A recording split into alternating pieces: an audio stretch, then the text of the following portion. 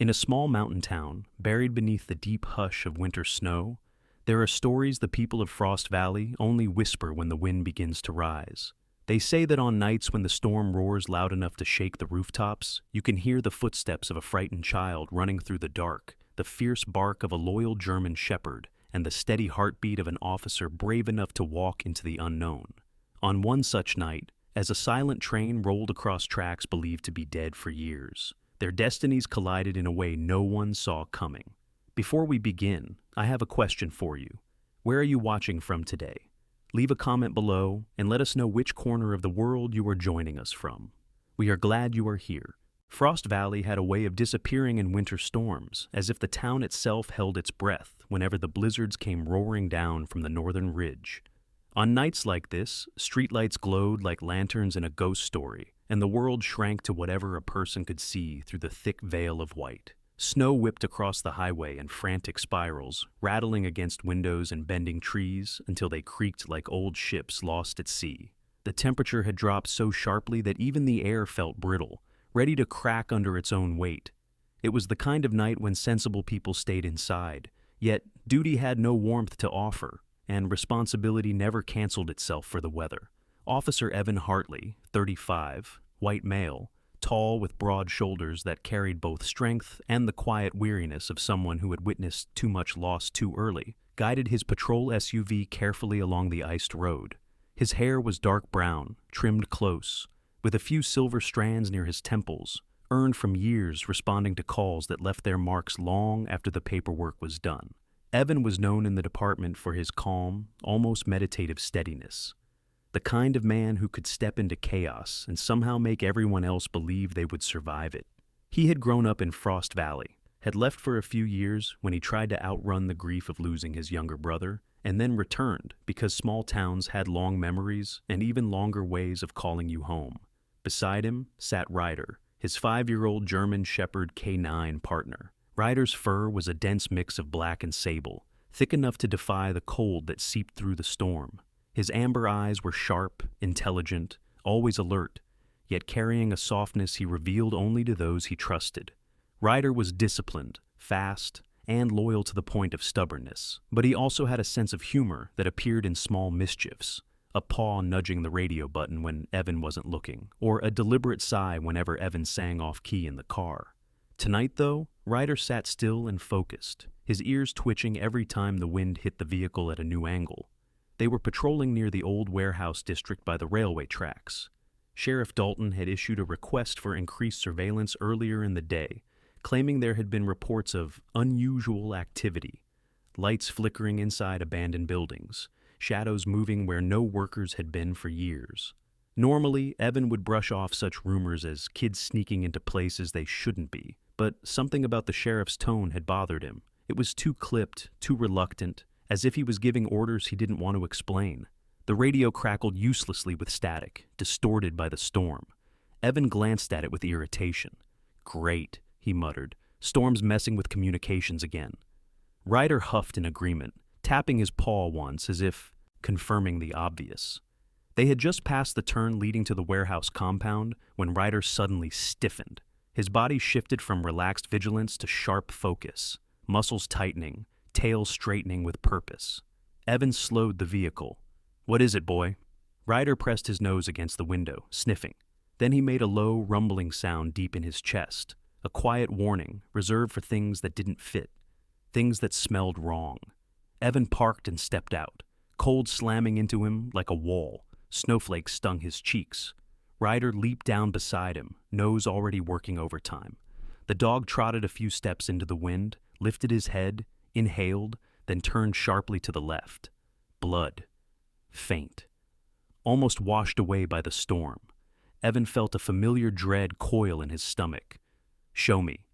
Before Ryder could lead him farther, movement flickered ahead, small, trembling, half swallowed by the blizzard. A figure stumbled toward the weak glow of Evan's flashlight. It was a child, a girl of about 8 years old, tiny, fragile. She had long, dark hair tangled with snow, a pale face flushed red from the cold, and large blue eyes filled with terror so raw it felt older than she was. She wore a torn pink winter coat, far too thin for the storm, and her gloves didn't match. One thick and knitted, the other a thin cotton one clearly borrowed in desperation. In her arms, she clutched a worn-out teddy bear with missing fur on one ear. Despite her fear, she held it with protective fierceness, as if the stuffed toy were the last anchor of her world. Her name, Evan would soon learn, was Lily Whitford, a child with a gentle personality shaped by a mother who taught her kindness first, caution second. Lily was shy around strangers, but unusually observant, often noticing things adults ignored. Evan could see the tremble in her legs as she stumbled closer, the exhaustion in her breath forming weak clouds in the freezing air. Evan instantly shrugged off his jacket and wrapped it around her. Hey, easy, you're okay now. I'm Officer Evan, this is Ryder, you're safe. But Lily shook her head violently, gripping his sleeve with desperate urgency. No, we're not. They're coming. They hurt my mom. They said I had to hide, but I ran. I ran because she told me to run. Her voice broke, thin and jagged. Evan knelt, keeping his tone gentle. Are you hurt, Lily? She shook her head again. No, but they were looking for the place where me and Mommy stayed. It was supposed to be secret. Everyone told us not to let anyone know, but they found us. Storm winds howled around them, swallowing the world beyond their small circle of light. Evan noticed something else. The trail behind Lily wasn't made of her footprints alone. There were long, sharp grooves across the snow, drag marks, recent, violent. Evan's eyes narrowed. Someone had shoved her down, maybe tried to grab her, before she escaped. He lifted his flashlight toward the direction she had come from, his instincts shifting into high alert. The warehouse compound loomed ahead, dark and hulking, like a sleeping monster buried in snow. Ryder growled softly. His fur bristled. He had smelled the blood. Evan trusted Ryder's nose more than any piece of equipment. Lily, Evan said softly, picking her up to protect her from the wind. Did you come from the warehouses? She nodded against his chest. Mommy's there. She told me to run and not look back. I didn't want to, but she said it was the only way. Her small voice trembled with guilt. Evan looked at Ryder, and Ryder looked back, eyes blazing with certainty. There was danger ahead, and a woman, injured, hiding, maybe fighting to stay alive. The storm wasn't the only threat tonight. Evan secured Lily in the back of the patrol SUV, turning up the heat. Stay here, you're safe, I promise. Lily grabbed his arm again, her blue eyes shimmering with tears. Please, don't let them hurt her. Evan squeezed her hand gently. I won't. As he closed the door, Ryder pressed against his leg, ready. Snow swirled around them like restless spirits. The warehouse compound waited, and somewhere inside its frozen shadows, Lily's mother was running out of time. The storm deepened as Evan moved toward the warehouse compound, the wind now a living creature that snarled and clawed at his jacket.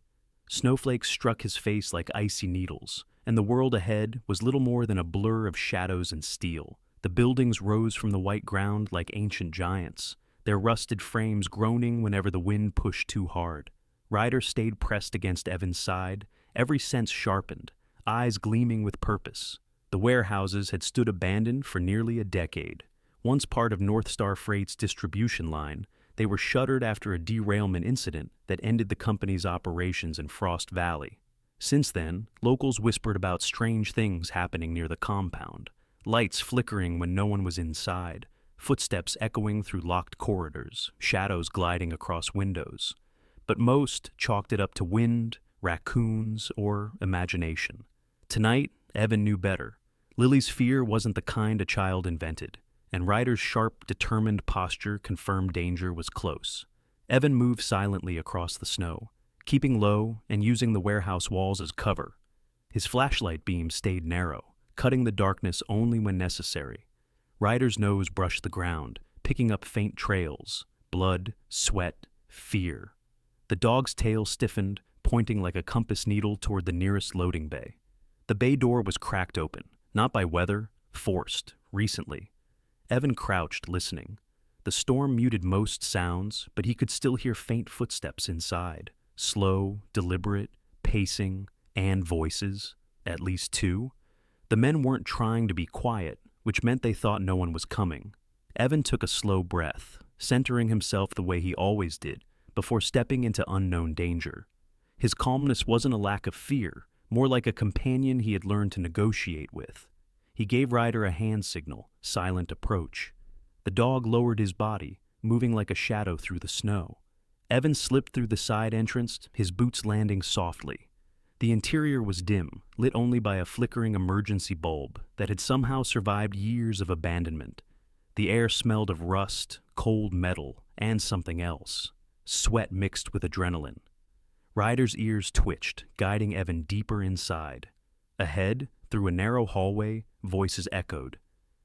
"Find the documents before she wakes up again. Vince said they're here. He wouldn't risk all this if it wasn't important."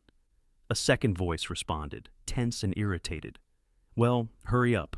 I don't want to be stuck in this frozen tomb when the boss calls. And what about the kid? Did she get out?" "No idea. She slipped. I tried grabbing her, but the little brat ran. Doesn't matter anyway. Storm will finish the job." Evan's jaw tightened. Ryder let out a low growl, not loud enough to give them away, but enough to show he understood every word. The hallway opened into a wide storage area. Old crates were stacked against the walls. Some had toppled over, scattering splintered wood and debris. And in the center of the room lay a woman, Lily's mother, Mara Whitford. She was in her early 30s, a thin woman with long brown hair matted to her face by sweat and snow. Her clothing was torn at one shoulder, and dried blood darkened her sleeve.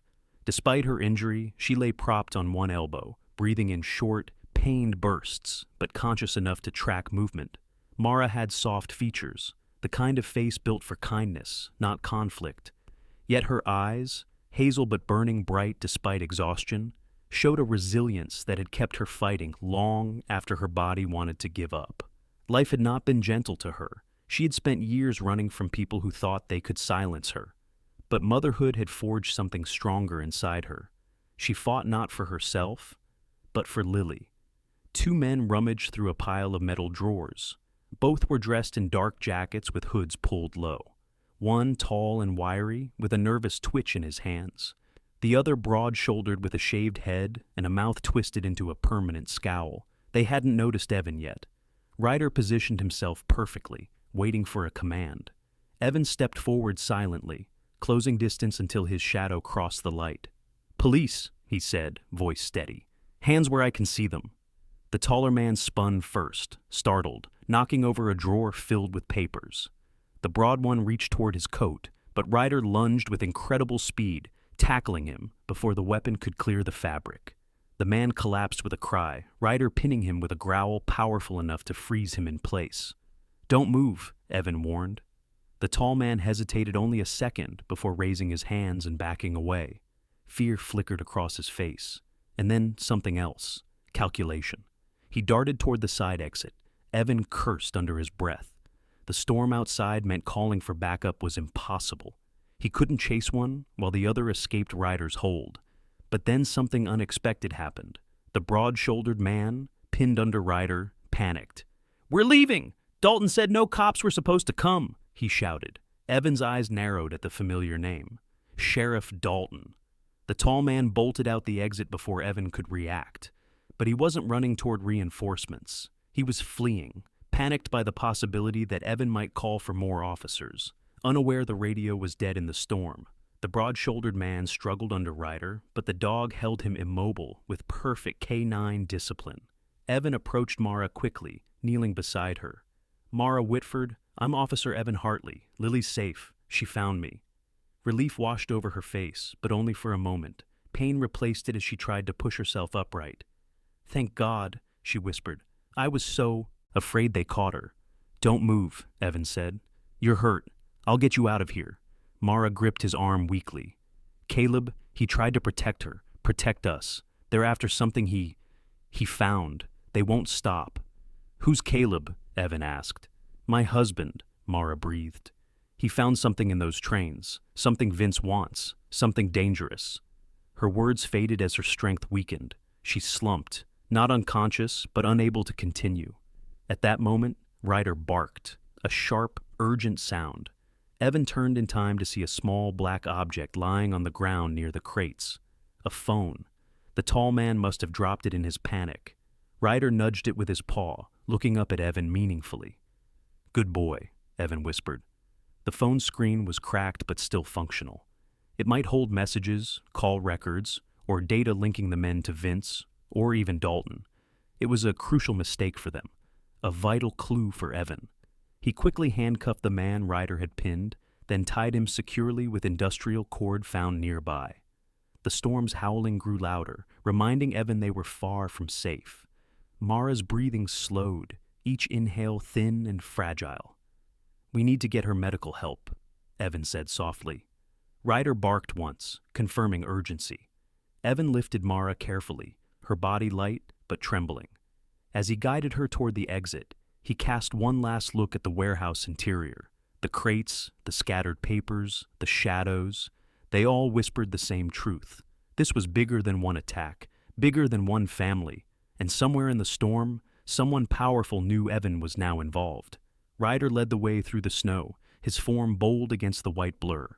The storm attempted to swallow them, but Evan pressed forward, clutching Mara close. Lily was waiting, and so were the answers this nightmare demanded. The storm outside had settled into a steady, muffled roar, the kind that made the world feel as if it were sinking slowly beneath layers of snow and silence. Evan carried Mara into the patrol SUV with deliberate gentleness, settling her into the back seat beside Lily. The child clutched her mother's hand as tightly as her frostbitten fingers allowed. Evan watched the reunion through the rearview mirror, Lily's tear-streaked cheeks, Mara's faint, reassuring smile, and for a brief second, something warm broke through the coldness of the night. But the storm was not the only thing closing in. Ryder jumped into the passenger seat, shaking snow from his fur. His ears were tall, his amber eyes alert. The dog wasn't done working, not until the danger was fully understood. Evan turned the heater up and checked Mara's vital signs again. She was pale, breathing shallowly, but alert. Her eyes held that same stubborn glimmer he'd seen inside the warehouse. "You're safe for now," Evan told her, "but I need to know everything, anything that can help me stop them." Mara swallowed hard. "I'll try." But Caleb understood more than I ever did. She glanced toward the stormy darkness outside. "And they killed him because of it." Lily's grip tightened. Evan nodded slowly. "Start wherever you can." But before Mara could speak, Ryder barked softly and nudged his head toward the warehouse compound behind them. Evan followed the dog's gaze. A dark figure moved near one of the other buildings, just for a moment, then vanished.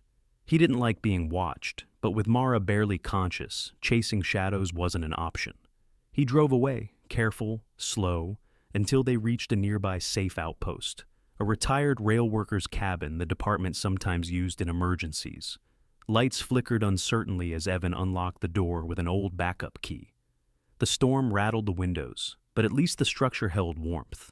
Inside, Ryder performed a sweep on instinct, nose low, tail straight, checking every corner before returning to Evan with a satisfied huff. Only then did Evan settle Mara onto a cot and hand Lily a blanket. Mara exhaled shakily. "Thank you for everything." Evan crouched beside her. "Let's take it step by step. You mentioned Caleb found something on the trains." Mara closed her eyes momentarily, gathering strength. When she opened them, her voice was steadier. 3 months ago, Caleb took a temporary job with North Star Freight, after they reopened limited cargo routes for off-season testing. He was assigned to inspect old containers, repair what could be salvaged. But one night, he came home pale, shaken. He told me he found a hidden compartment in one of the freight cars, a place that wasn't on any diagram. "A smuggling hold?" Evan asked. "Worse," Mara whispered. "Much worse." Lily stiffened, listening. "He found crates with no labels, no external AIM markings. Industrial storage units sealed with codes he wasn't meant to have. He thought it was dangerous, too dangerous to ignore. So he took photos, notes, tried to report it. But the next day his boss avoided him. His messages to the company disappeared, and someone started following us." Evan's stomach nodded. "Someone from North Star?" Mara nodded weakly. "He told me the name, Vince, said he was more than just a supervisor, said he had people everywhere." Evan took a slow breath. Vince. A ghost name that had floated through town rumors for years, tied to missing shipments, backdoor deals, old disappearances. but nothing ever stuck. So the whispers stayed whispers. Until now. Mara reached into her jacket pocket and handed Evan a folded piece of paper, a printed email, Caleb's last message to her. He told me to go to the warehouse compound, to hide. Said he would meet us there once he copied the files. Ryder pressed his head against Evan's knee, as if urging him to read faster. The email contained a string of numbers, a coded message. Evan recognized half of it, a coordinate format used in old railway inventories. The other half, a passkey. Mara, Evan said quietly. Did Caleb tell anyone else about this? No, except, her voice shook, except a neighbor saw something strange a few nights ago. He heard a freight train passing by after midnight. But the line has been shut for years. Evan frowned. A train? Recently? Yes. He said it was moving slowly, like it didn't want to be noticed. That matched the report Evan had received earlier from a local worker, but had dismissed as a drunken misinterpretation. But two witnesses, separate, describing the same thing, on a track supposedly dead for 5 years. That was no coincidence. Evan stood abruptly. I need to check something. He stepped outside into the storm. The wind slammed into him, nearly knocking him backward. Ryder followed, bracing against the cold. Evan lifted his flashlight toward the hills. Snow obscured everything, but he could still sense it. A line of tracks not as abandoned as the records claimed. A movement in the distance, the faint metallic groan of rails compressing under weight. A freight train, running in a storm, running illegally. Ryder let out a quiet whine, ears twitching toward the sound. Evan's pulse thudded. You hear it too. A shadow moved behind him. He spun, hand on his holster. A man stood on the porch, not threatening, just startled by Evan's reaction. He was wrapped in a thick coat, snow clinging to his beard. Easy, officer, the man said.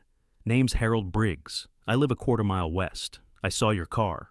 Just wanted to check if you had room for anyone cold enough to freeze. Harold was in his late 60s, with kind brown eyes and the posture of someone who once worked with his hands, strong hands now stiffened by age.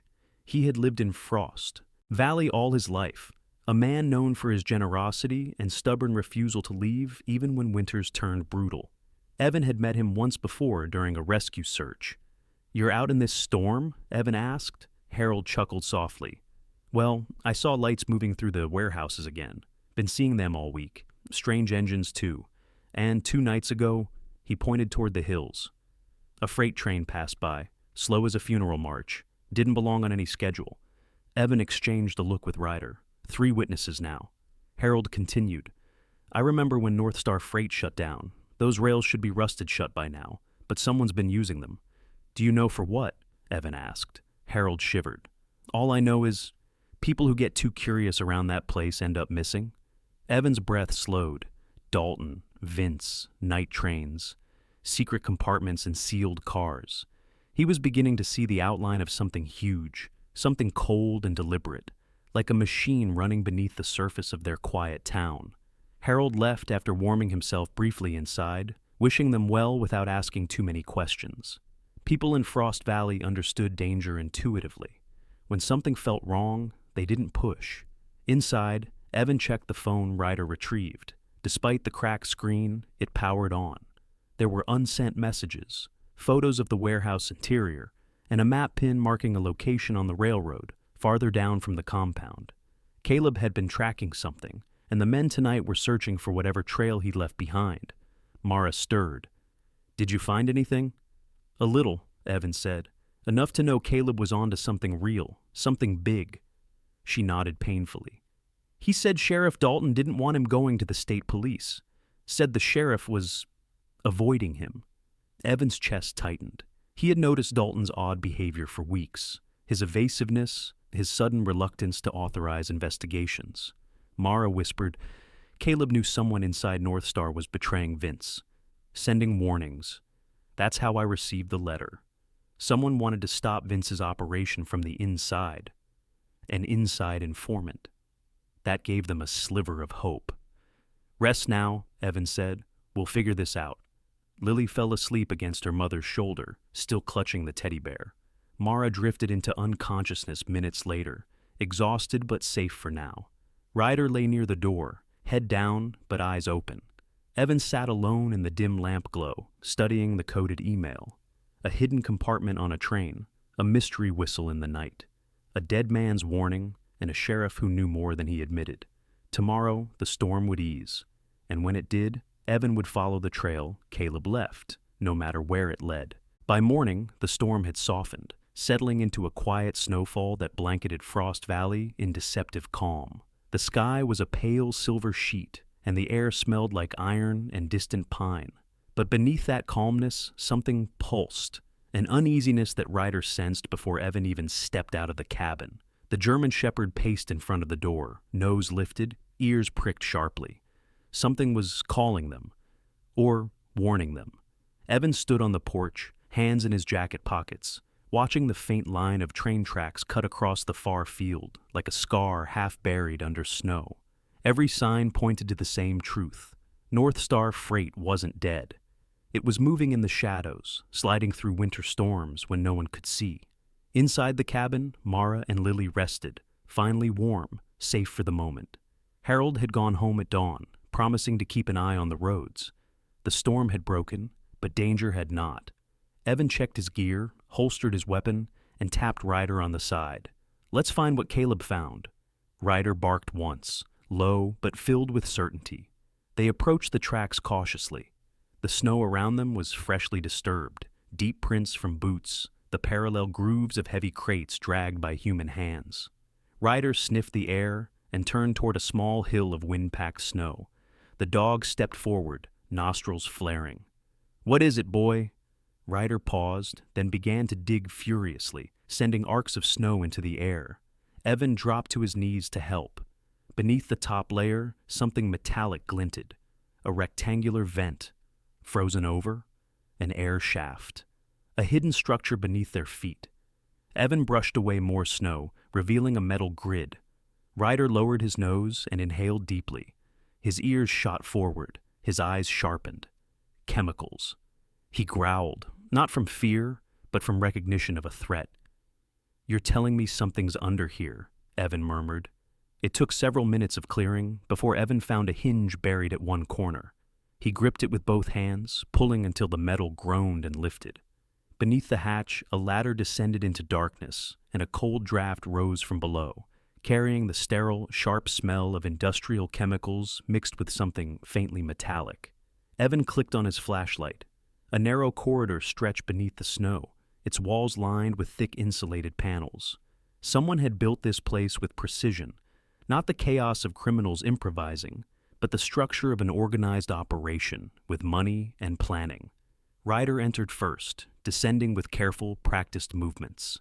Evan followed. The air inside was colder than the storm outside, but clean. Too clean.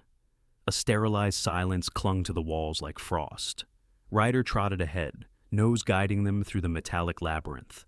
The first room they found was small, lit by emergency bulbs. Inside were industrial crates, large, sealed, marked with transport numbers that matched North Star Freight's old shipping codes. No guns scattered around, no sloppy trails of contraband. Everything was packed with military precision. Each crate had tamper seals intact. Labels used freight lingo in coded form. This wasn't the warehouse chaos from last night. This was operational. Ryder sniffed one crate and backed away quickly, fur raised. Evan noted the label, VX047CH. He didn't know what it meant, but his instincts told him it wasn't harmless.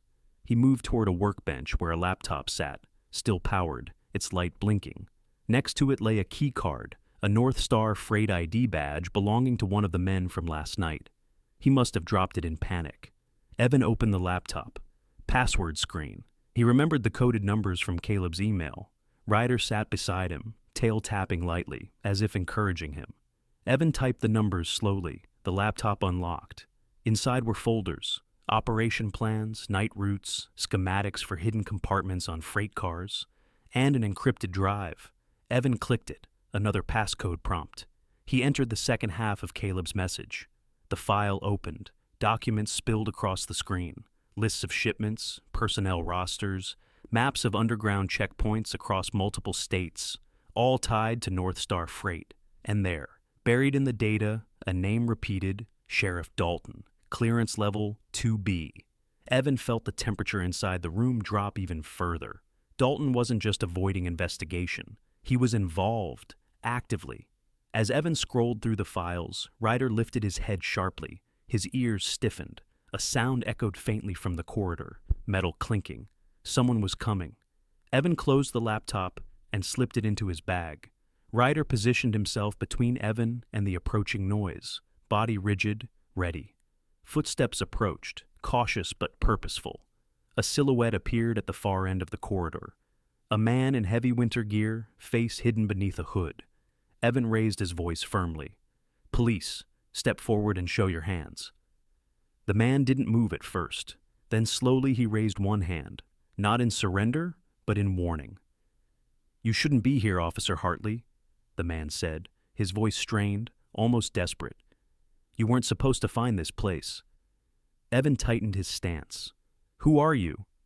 The man hesitated before answering. "Someone who's trying to stop Vince," he said quietly. Someone inside North Star who couldn't stay quiet anymore. The inside informant, the one who had sent Mara the letter. Ryder didn't growl. He only watched, evaluating. "Then help me understand what's happening," Evan said. The man stepped closer, lowering his hood. His face was lined with exhaustion, early 40s, with dark eyes that had seen too much. "They're using the freight line as a covert transport route," he said. "Chemicals, stolen tech, people sometimes. Whatever Vince Isiasta can profit from." Caleb discovered the Nightfall compartment, first by accident, then on purpose. "Nightfall?" Evan asked. "The secret cargo hold, built in the underframe of certain freight cars, invisible to inspection. If you know how to board the train, you can ride with the shipment without leaving a trace." Evan's stomach tightened, and Caleb got too close. The informant nodded. "Vince sent men to silence him. Dalton covered it up." "Why tell me this now?" Evan asked. "Because you weren't meant to come this far," the man said. "But you did. And now you need to leave before Vince sends a retrieval team." Evan stepped closer, voice low. "I came here for the truth. I'm not leaving without it." The informant swallowed hard. "Then take this and run." He pulled a small encrypted device from his coat. "It's the access tracker Caleb used. It will lead you to the freight car he worked on, the Nightfall Express." Ryder barked softly. An alarm, more footsteps, heavier, multiple. The informant flinched. "It's too late." Evan grabbed Ryder's collar. "We need to move, now." The man pointed toward a second exit, a maintenance tunnel leading toward the woods. "Go, and when you find the train, don't try to stop it alone." Evan met his eyes. "You're coming with us." The informant shook his head. "If I leave, they'll know I betrayed them. If I stay, I can buy you time." Before Evan could argue, the man shoved the device into his hand and sprinted back into the corridor. Shouts erupted almost instantly. The retrieval team had arrived. Evan and Ryder raced through the maintenance tunnel, emerging into the blinding white of the open snowfields. The cold hit like knives, but Ryder pressed forward with fierce determination. Behind them, the underground door slammed open. But Evan didn't look back. He had what Caleb left behind. He had proof. He had direction. And somewhere in the storm-beaten railways outside Frost Valley, the Nightfall Express was moving.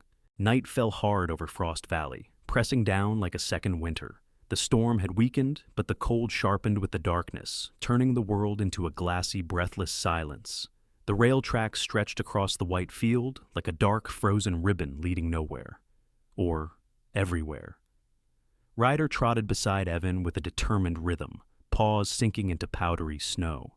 The dog's breath made soft puffs in the air. His ears flicked, head constantly turning, mapping every sound, every vibration hidden beneath the wind. In Evan's coat pocket sat the encrypted locator, the device the informant had shoved into his hands before the retrieval team burst into the underground corridor. The screen flickered faintly, pulsing toward a direction south along the rails, toward the place Caleb used to work, toward the train, the Nightfall Express. Evan kept moving through the snow, each step crunching under his boots. His breath fogged and vanished. Ryder stayed close, brushing against his leg from time to time, as if reminding him he wasn't alone.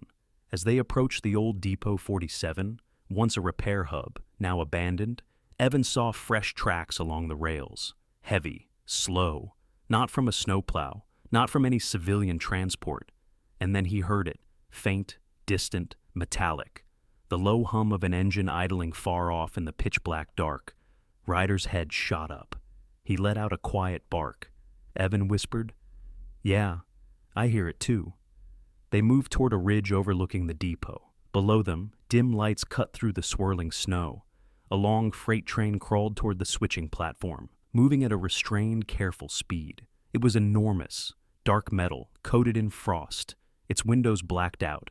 The engine glowed dull orange, like the heartbeat of something ancient. The Nightfall Express. Evan crouched behind a boulder, breathing slow. Ryder crouched too, copying him with seamless discipline. "I need to get close," Evan whispered. Ryder pressed his muzzle into Evan's palm. Agreement.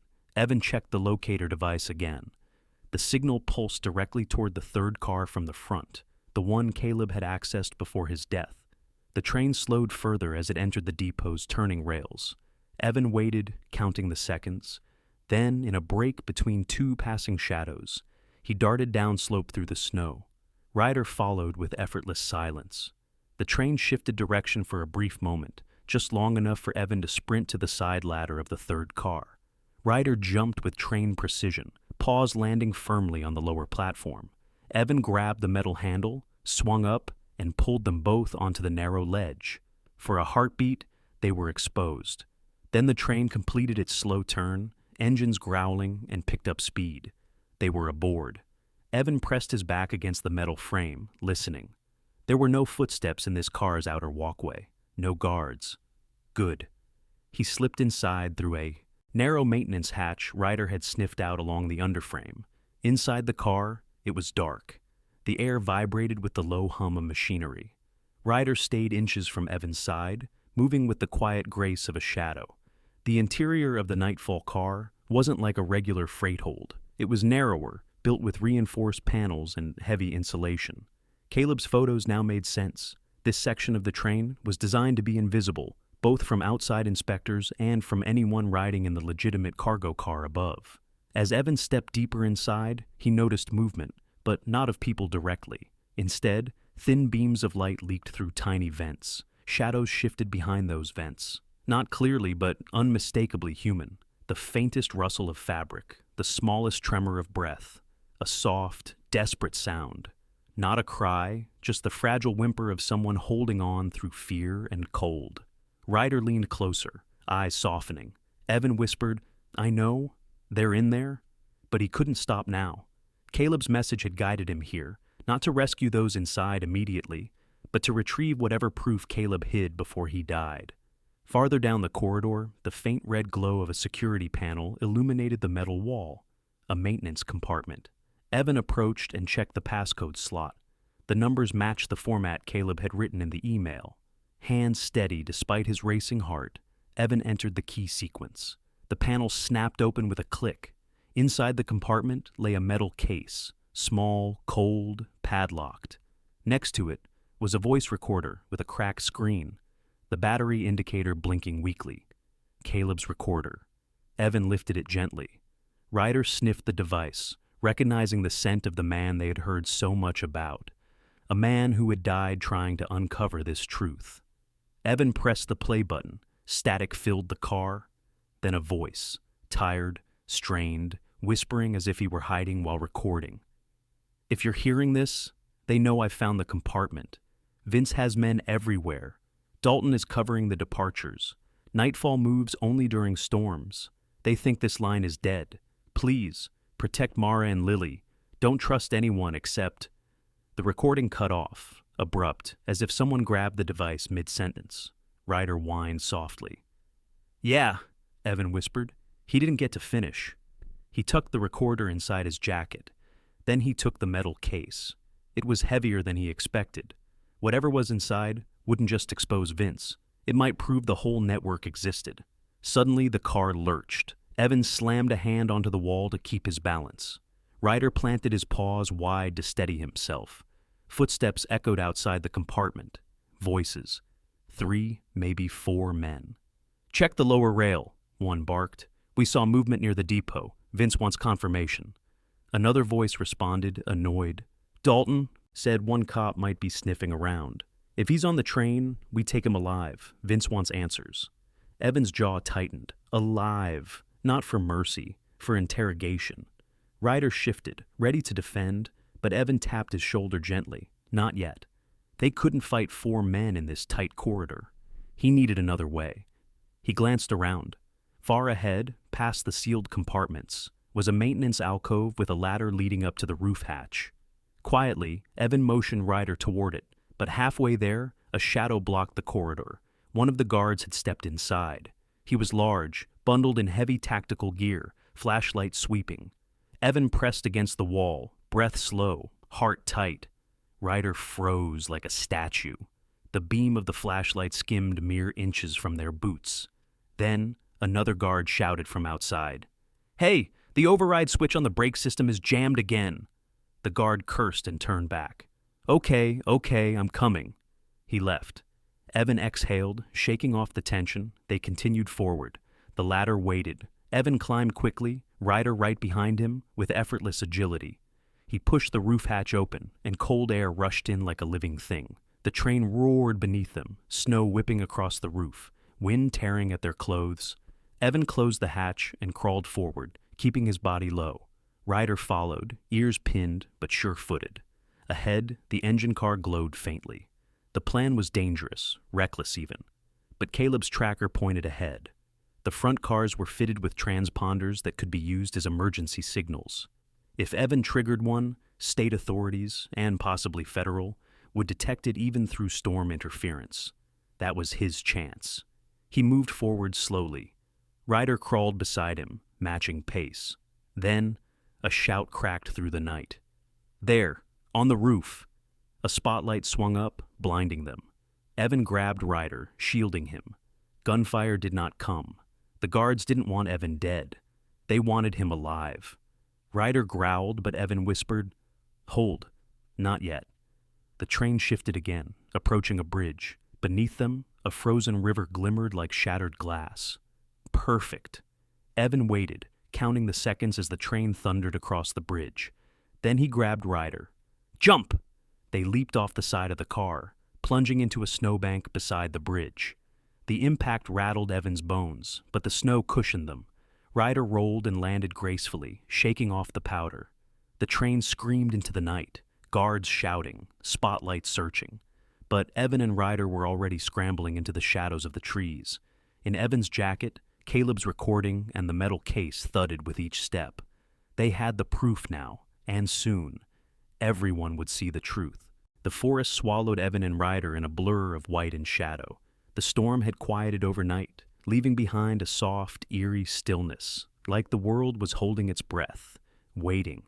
Evan's lungs burned with cold air as he pushed through the snow, clutching the metal case against his chest. Ryder stayed beside him, occasionally glancing back, making sure no one was following. The German shepherd's breath came in controlled bursts, his steps sure and deliberate, as though even exhaustion couldn't shake his purpose. They didn't stop moving until the engine roar of the Nightfall Express faded into the far distance. Nothing left but the faint hum of steel dissolving into the dawn. Evan finally slowed, leaning against a pine tree crusted with ice. Ryder pressed his head into Evan's leg, checking, encouraging, grounding him. The weight of the evidence in Evan's coat felt heavier now, almost alive.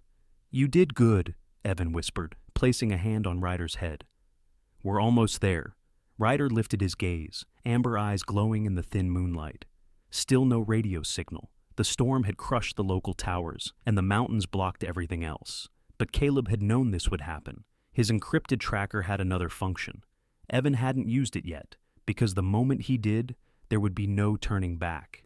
He reached into his coat and pulled out the small device. A tiny red switch sat beneath the casing. Caleb had left a note, now crumpled in Evan's pocket. "If you're trapped, break the seal. It transmits on federal rescue frequencies. They will come." Evan's breath clouded the air as he flipped the device open. Ryder watched intently, tail still. Evan pressed the switch. A soft chime, almost too quiet to hear, cut through the silence. A faint blue light blinked. Signal sent. He waited. 10 seconds, 20.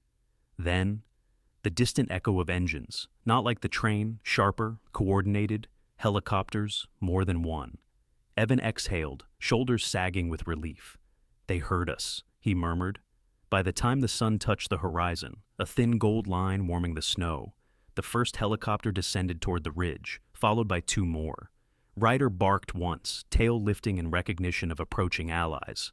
The landing team moved swiftly, bundled in tactical winter gear marked with insignias Evan recognized: FBI, state troopers, emergency response. Agents spread out, setting up a perimeter with disciplined efficiency. One woman with dark hair and a tight braid approached Evan directly, her expression sharp, assessing. "Officer Evan Hartley?" she asked. "That's me. I'm Special Agent Rivera. Your signal came through an encrypted federal channel. Only one man ever used that encoding." "Caleb Whitford," Evan said. Rivera's eyes softened just slightly.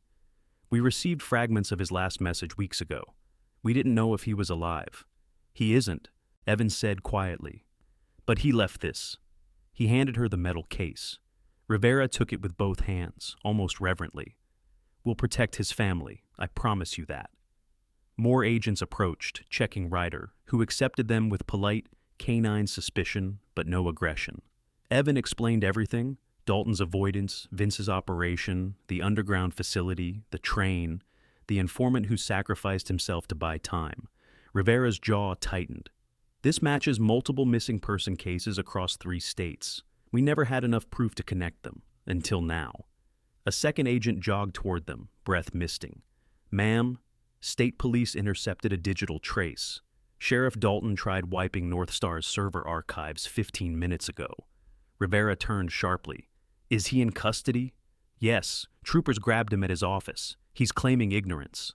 Evan scoffed softly. "He always did." Rivera faced Evan again. "Because of you and Caleb, this ends today." Ryder barked as if agreeing. Within the next hours, the valley exploded into coordinated motion. Federal agents reached the warehouse compound first, rescuing those held in hidden freight compartments. Evan didn't enter. He didn't need to. It was enough to see people being guided into warm blankets, their fragile steps assisted, their eyes blinking painfully under the morning sun like they were seeing light for the first time in too long. Paramedics brought Mara and Lily from the safe cabin to the medical command center. Lily rushed into Evan's arms the moment she saw him, her tiny frame shaking. "You came back," she whispered into his jacket. "I told you I would," Evan said, lifting her gently. Mara, pale but stronger, offered a grateful smile. "You saved us. And Caleb's truth." Evan shook his head. "He saved you. I just followed the trail he left." Ryder nuzzled Lily's coat, tail wagging gently, and Lily hugged the dog fiercely, burying her face in his warm fur. As the rescue operation continued, news of Dalton's arrest spread quickly. Evidence from the metal case tied him directly to falsified reports, tampered schedules, and encrypted transfers linked to Vince. North Star Freight's old headquarters were raided hours later. Vince was captured trying to flee state lines. By noon, for the first time in years, Frost Valley felt lighter. The train rails, those cold metal lines that had carried secrets through winter storms, were officially sealed by federal order. Agents welded the final locks in place as the sun rose fully over the valley, casting long, warm beams across the frost. Evan stood at the edge of the tracks, Ryder sitting at attention beside him. Mara approached with Lily at her side. Lily carried something in her small hands. A silver medallion with a ribbon attached, shaped like a paw print, painted by hand, certainly made by a child. "This is for Ryder," Lily said shyly. Ryder tilted his head, and Evan crouched to accept the medal on the dog's behalf. Lily clipped it to Ryder's harness. Ryder puffed out his chest proudly. Mara watched her daughter with a bittersweet smile. "He would have been so proud," she whispered, voice trembling. "Caleb, he always believed people would listen if the truth was ever found." "They did," Evan said, "and they will." Weeks later, after the valley thawed slightly and spring hinted at returning, a new sign appeared in town: Caleb's Light Cafe. A cozy, warm place with wooden beams, soft lights, and a corner shelf filled with photos of Lily, laughing, Caleb smiling, and Ryder sitting prominently like a furry guardian of the establishment. The community helped build it. Neighbors, survivors, officers, volunteers. It became a place where people gathered, healed, and remembered. Evan and Ryder became regular visitors. Some mornings, Evan would bring his report files and sip warm coffee while Ryder lay under the table, accepting gentle pats from customers who adored him. Life didn't return to the exact way it had been before, but perhaps it wasn't meant to. Some winters change a town forever. Some storms wash away more than snow. They clear the path for new morning light. One evening, Evan walked out of the cafe just as the sun began sinking behind the mountains. Golden light spilled across the abandoned tracks, now rusting quietly under Seal's steel plates. The train line that once carried fear now stood silent, harmless. Ryder sat beside him, gazing toward the horizon. "You think Caleb can see this?" Evan asked softly. Ryder looked up at him, then toward the cafe windows glowing with warmth. Evan smiled faintly. "Yeah, I think so too." The last of the sunlight bathed the valley in a warm glow, a reminder that even the darkest winters end. And sometimes dawn is carried not by angels or miracles, but by a determined officer, a brave little girl, a quiet widow, and a loyal dog whose courage turned the tide. Frost Valley breathed again.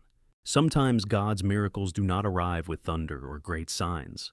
Sometimes they come quietly through a brave officer who refuses to turn away, through a loyal dog who follows the truth even in the darkest storm, or through the courage God places in ordinary people when they think they have nothing left. This story reminds us that even in the coldest winters of our lives, God walks beside us. He guides our steps, protects our families, and sends help in ways we never expect. In our everyday lives, we all carry burdens that no one else can see. Yet God is present in the details, in a stranger who lends a hand, in a moment of strength we did not know we had, in the small light that breaks through when everything feels frozen. When we choose hope, we make room for His quiet miracles. If this story touched your heart, share it with someone who needs encouragement today. Leave a comment to tell us your thoughts, and remember to subscribe for more stories of faith, courage, and love. May God bless you and your family with peace and protection wherever you are. And if you believe in the gentle miracles He sends, type Amen in the comments.